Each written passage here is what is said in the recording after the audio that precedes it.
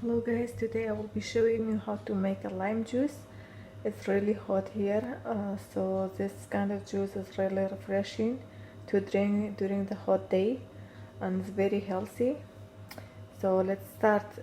We need some lime zest, some mint, some limes again, and cold water, 1 cup of sugar, and some lime juice. So let's start. So we're gonna combine the water,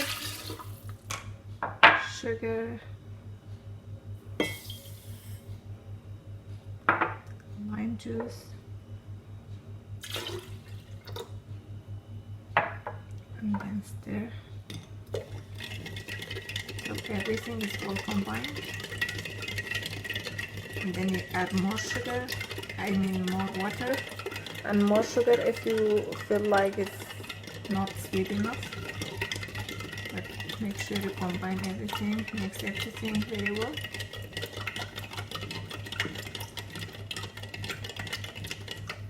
And then you can add some limes,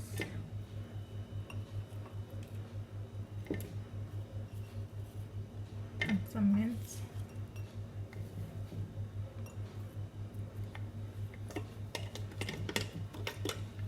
Add more water and sugar if you feel like you drink it sweet.